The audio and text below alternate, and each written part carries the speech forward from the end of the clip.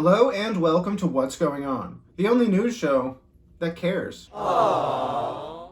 Before I get started today, I want to address why this episode is a little bit late. See, I'm usually making these videos on Sunday, but as I'm sure you know, last Sunday was Father's Day, so I was busy. I did have a good Father's Day though, just spent the day with the kids.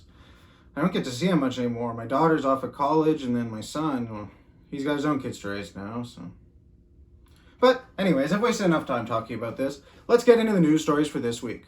First up, there was a study published last week that found that sperm can survive on the planet Mars for up to 200 years. Wow, that's super interesting and everything, but personally, I'd rather have my sperm on Uranus. Seriously though, this story does fascinate me. I mean, how do they discover this kind of information? I'm pretty sure they didn't have space travel 200 years ago, let alone the kind of technology that would make leaving sperm on Mars possible without the astronaut's penis being ripped off into the cold vacuum of space. Not to mention, I don't think leaving sperm all over the surface of Mars is exactly a good thing to do. First off, it's a big astronaut slipping hazard, but also it sounds like the perfect way to make some kind of subhuman alien race. And while that does sound cool, they might be mean. So, in conclusion, I will be keeping all of my sperm right here on Earth. Okay, well, I think I've said sperm enough times for one episode, so let's move on to a different story that involves significantly less sperm. Last week, Canada's sweetheart Brendan Fraser made a return to the spotlight, appearing on a red carpet to promote his new movie. Now, Brendan rolled up to the red carpet looking like this, and some people on the internet were shocked by his appearance. As one article pointed out, he doesn't look the same as he did in George of the Jungle. Wow, a 53-year-old man is in worse shape than he was in his 20s? That's insane! Admittedly though, I will say Brendan is looking a little worse for wear. Apparently it's because he will be playing a 600-pound man in his new movie. This is interesting. It says that the movie will co-star John Hamm. Brendan, is this a real movie? Because it kind of just sounds like something he made up on his way back from lunch. Oh, hi Mr. Fraser, can I have an interview? I see you've gained weight. Yeah, well, it's for a movie I'm doing. Oh, really? Who else is in it? Ham? What? Do you mean John Hamm? Yep. Next up, I saw this article last week. It said, Lala Anthony has filed for divorce from Carmelo.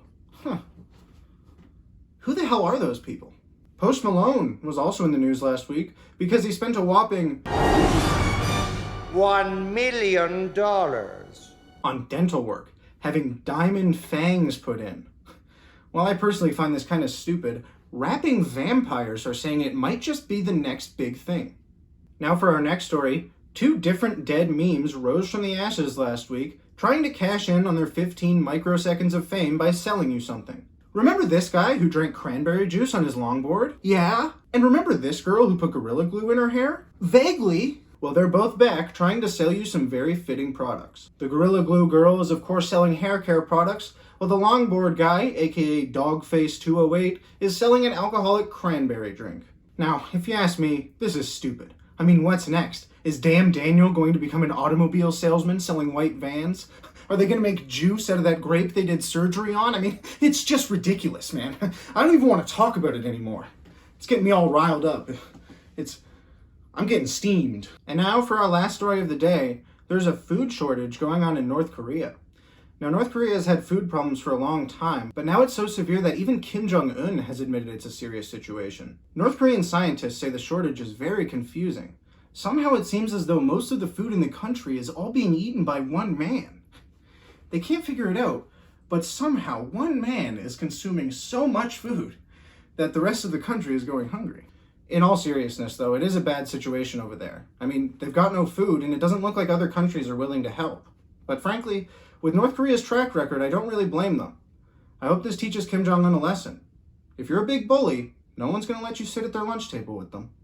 Well, that's the end of the show for today. I got no more stories for you, so I'm just going to say goodbye, subscribe, and if you'll excuse me, I really should be keeping my eyes on the road. Whoa! Beep beep!